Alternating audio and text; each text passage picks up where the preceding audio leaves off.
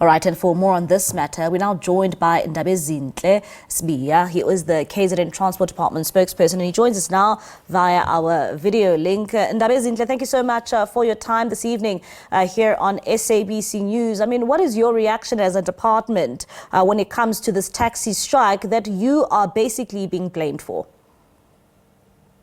Respectfully, we wish to indicate to the people of KwaZulu-Natal and the whole country that we are doing our work with a high sense of urgency.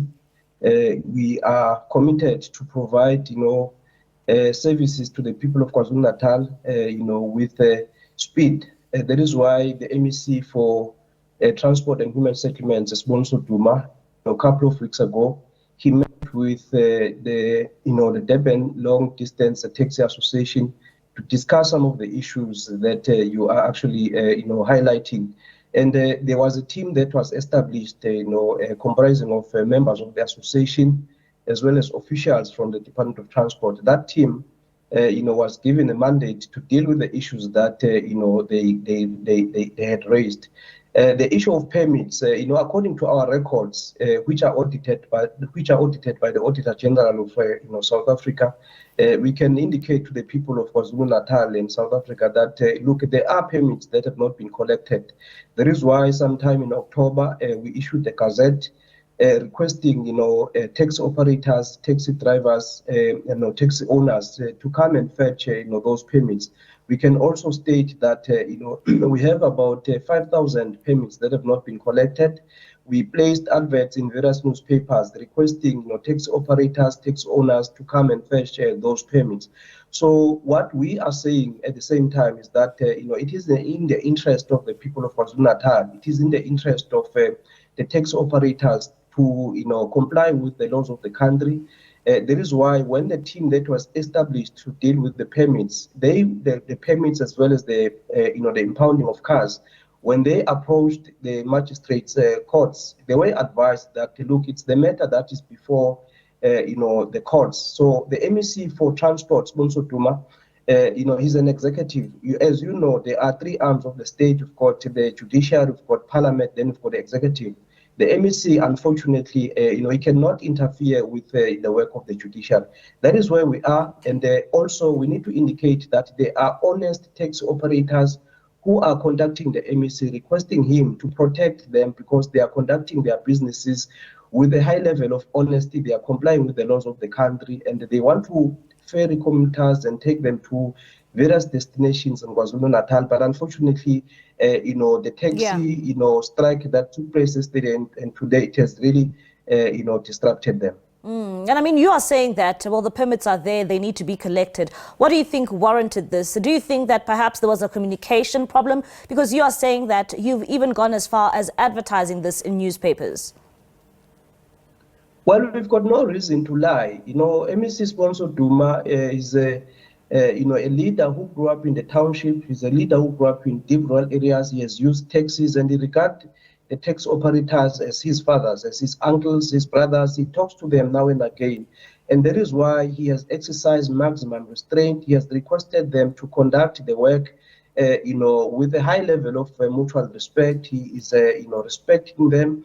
And but at the very same time, we need to comply with the laws of the country. Can you imagine newspaper headlines with name Siboniso Duma arrested for interfering with law enforcement, the work of law enforcement agencies? That is the situation. But we can also indicate that there are taxi operators operating between Durban and Johannesburg, and Durban, who have requested to meet with the MEC because they are distancing themselves, from the strike. And they've actually indicated to the MEC that they want to assure him that they are the law-abiding citizens. They want to see the business, prospering. And we want to see the economy of KwaZulu-Natal stabilizing. That is the message that, MEC Siboniso Duma has been communicating. He's been saying there's no challenge that is above the collective wisdom. Are you liaising with the taxi associations in Durban? Because I hear you saying that you've also, those taxis that operate from Johannesburg to KZN have reached out to you. But as a whole, the taxi industry in Durban, have you reached out to find a solution to this problem?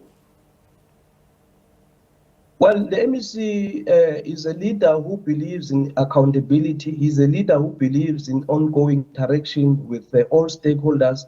That is why, he met with Santarco, the umbrella body, responsible for more than 200 associations in KwaZulu-Natal, where, they ironed out the issues that relate to the overall, management of the public transport sector. We've got here in KwaZulu-Natal, the upgrades of, N2, N3, and this has, impacted on, some of the public transport, activities. These are the issues that he has discussed with the taxi industry, and including the Durban, Long Taxi Association, as I indicated. It is quite important to also indicate that in that meeting, Mandla Jaba, was, in the meeting making a very sober, intervention and articulating the history of the taxi industry and indicating to all of them and to us as well that we need to work together to stabilize the industry and to make sure that there is no disruption of the transport system in KwaZulu-Natal. A number of people were left stranded for the past 2 days. How do you ensure that these taxis will be back on the road so that the public can make use of them? How soon can we see these taxis back on the road?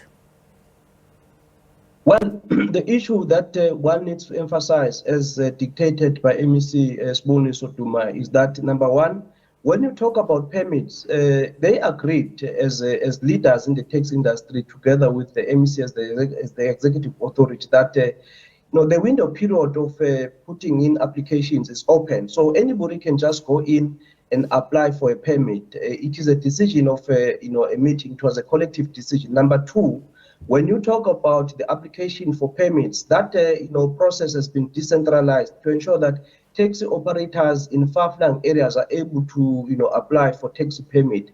Number three, the importance of conducting our work with a high sense of agency professionalism, not involved in public spats. That is why he's exercising maximum restraint, because he believes that these are matters that ought to have been resolved a long time ago. The permits are there.